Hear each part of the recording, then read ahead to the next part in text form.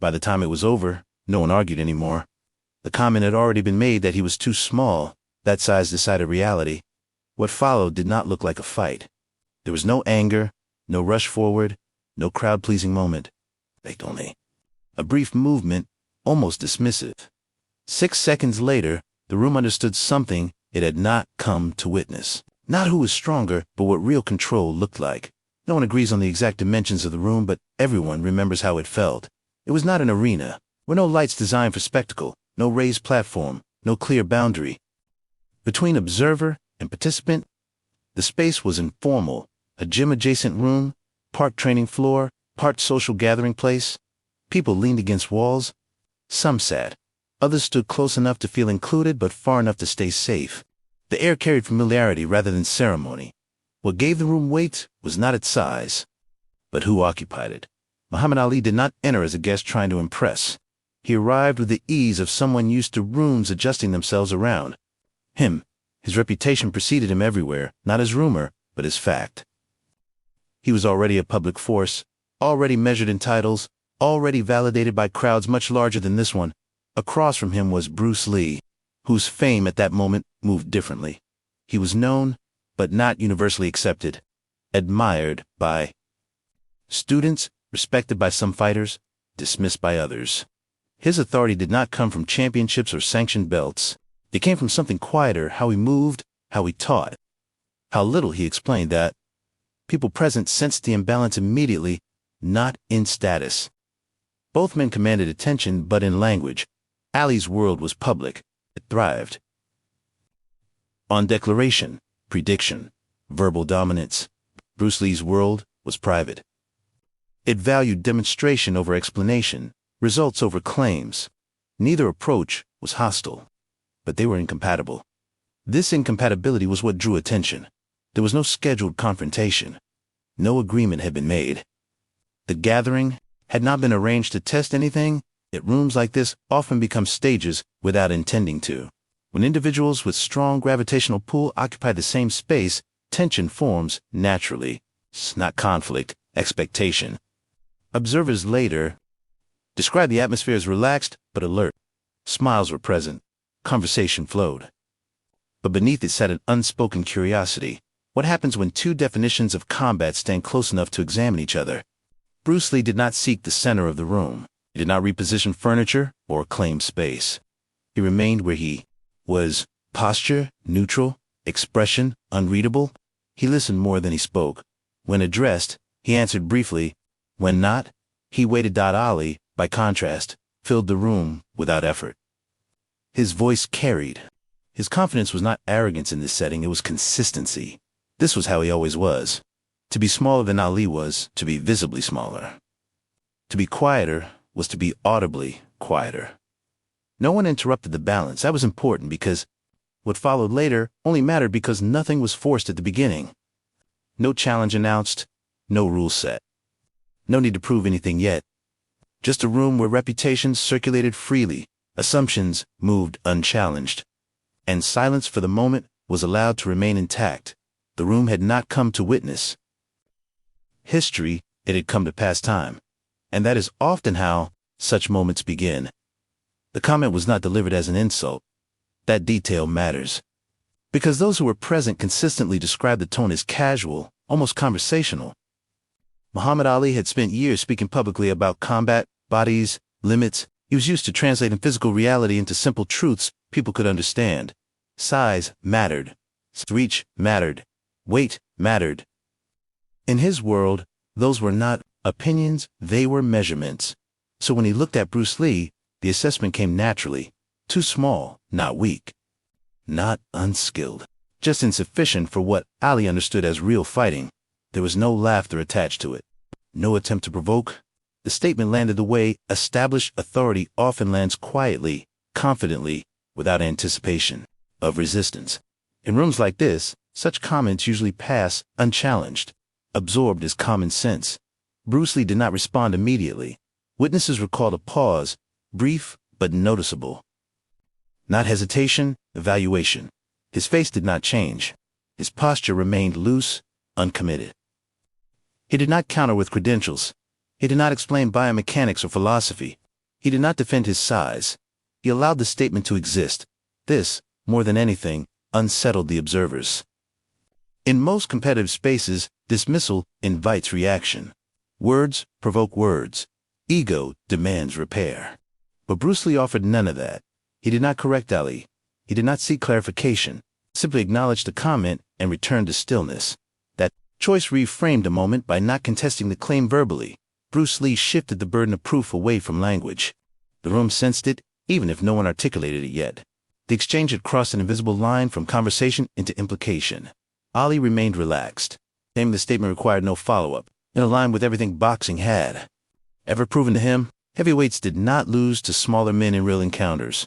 Skill mattered, yes, but only within the boundaries of size.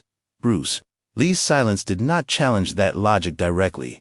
It bypassed it. Those watching later said this was the moment the room subtly divided, not into sides, but into expectations. Some assumed the matter was settled. Others began to anticipate something undefined, not dramatic, but clarifying. No one asked for a demonstration, no challenge was issued, but authority had spoken, and dismissal had been absorbed, without protests. That combination created tension, more effectively than argument ever could. The room grew quieter, and in that quiet, possibility began to take shape, not as spectacle but as inevitability. Although the room was small, the gathering carried an unintended audience. Friends, students, and a few witnesses who later recounted what they saw occupied every vantage point. They had arrived expecting conversation, perhaps a demonstration of skill in familiar forms, footwork, stance, balance, not confrontation. Not spectacle, but the energy shifted subtly. Observers noted that even without a word, their attention narrowed. Eyes followed every motion, every shift of weight, every small movement gained meaning. In rooms like this, where two strong presences coexist, silence itself becomes a force. The spectators felt it, though they could not name it at first. Ali's demeanor remained unchanged. He moved with habitual confidence, a measured presence that demanded space without aggression. Yet the casual authority he carried had unintentionally invited scrutiny. What had been simple observation was transforming into something else, a test, unspoken but inevitable. Bruce Lee, by contrast, appeared entirely at ease. He did not step forward. He did not measure Ali visually in a calculated way. Instead, he existed in a moment, minimal in gesture, controlled in attention, seemingly disinterested in proving anything. Yet this very stillness amplified curiosity. Observers remarked that it was impossible to predict what he might do next, and that unpredictability carried its own quiet tension. The room was a paradox, public yet private, casual yet charged. No one spoke. No challenge was declared. Yet expectation hung in the air. Every student, every friend, every witness unconsciously adjusted posture, breathing, focus attuned to what might unfold. It was in this subtle, almost imperceptible narrowing of attention that the stage for the 6-second demonstration was set. The public presence of witnesses gave weight to the moment, while the private nature of the interaction preserved the authenticity of what would occur in that balance. Quiet observation and subtle anticipation, the groundwork was laid. Not for a fight, but for a lesson that would be remembered precisely because it was delivered without ceremony. The movement began and ended before most in the room fully registered that it had started. There was no verbal cue, no stance assumed, no flourish, no wind-up. Witnesses later struggled to describe it because it was over so quickly, yet deliberately, as though time had compressed itself around intention. Bruce Lee shifted his weight once, imperceptibly, a subtle pivot that did not resemble aggression. His hands moved not to strike, but to guide. In 6 seconds, every action was efficient, restrained, precise. Nothing was wasted. There was no flash, no theatrics. Yet the result was undeniable. What had been a confident assertion about size and dominance was rendered irrelevant. Ali, for his part, did not fall or stumble. He did not react with panic. There was no spectacle of defeat. But in those 6 seconds, something fundamental changed. Observers later recalled seeing a flicker of pause in habitual confidence, the subtle acknowledgement that the reality of control was not always aligned with expectation. The room exhaled, collectively, though silently, No one cheered, no one gasped. The moment was too brief for any overt emotional release, yet too significant to ignore. It had a quiet inevitability. What happened could not have occurred differently, yet it had arrived without effort, without. So what unfolded in that span was not a victory in the conventional sense. It was a demonstration of principle, skill, timing, and understanding could outweigh mass. Authority did not have to shout. It could exist in precise action. By the time 6 seconds passed, the lesson had been delivered. The room, which had been charged with anticipation, now carried a different weight, one of sober recognition. Witnesses would later describe a shift so subtle that it could have been missed, yet once observed, it could never be forgotten. Control had been asserted, quietly, definitively, in less time than it takes to form a sentence. When the 6 seconds ended, the room did not erupt. There was no applause, no immediate commentary, no exclamations of triumph. Instead, a different kind of sound filled the space. Absence, quiet, heavier than any voice. A pause measured not in hesitation, but in recognition. Laughter, which had previously drifted through corners of the room, vanished. Conversation stopped mid-sentence. Those present, even the most confident observers, felt the subtle recalibration of authority, something they had assumed as certain. That size dictated outcome, that a heavyweight's dominance was absolute, had quietly shifted. Ali's composure remained intact, but the edge in his expression, the habitual certainty, softened. Witnesses described it as a fraction of a second, almost imperceptible, yet unmistakable. The acknowledgement that control is not always measured in mass or force, but in timing, precision, and understanding. There was no anger in that acknowledgement, no bruised ego, just a pause, the mental weight of recalculated expectations. Bruce Lee did not move to assert himself further. He returned to neutral stance, calm, unreadable. The absence of celebration amplified the lesson. Victory, if it could even be called that, was not claimed. It was recognized silently by all who witnessed it. The authority in the room had shifted, but subtly, almost imperceptibly. Observers later recalled that the silence lingered longer than expected. In those minutes, people reflected quietly on what had occurred. No words could adequately capture the efficiency of the moment, the decisiveness without aggression. The demonstration was complete. The lesson was embedded.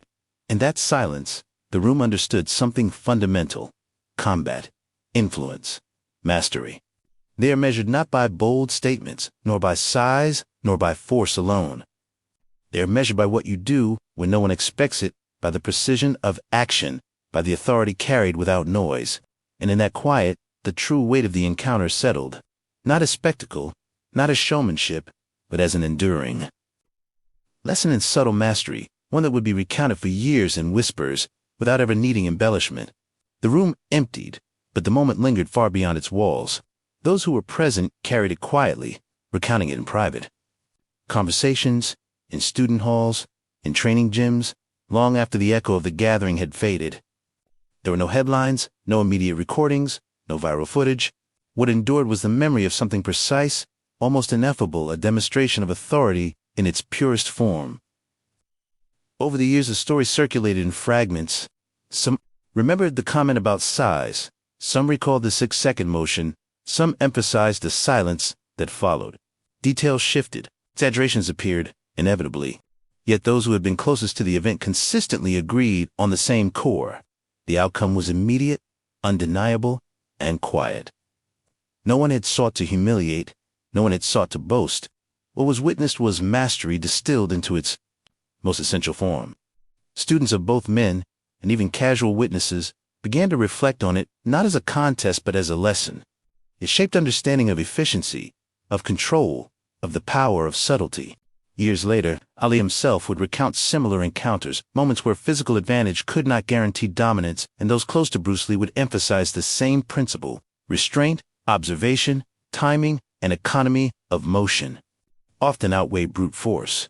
The legend of that 6-second encounter grew not because it was spectacular, but because it was true. It required no embellishment, because the authenticity of observation carried all the weight necessary.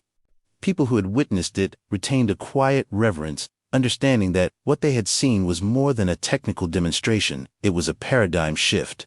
In training halls decades later, the story was told in hushed tones.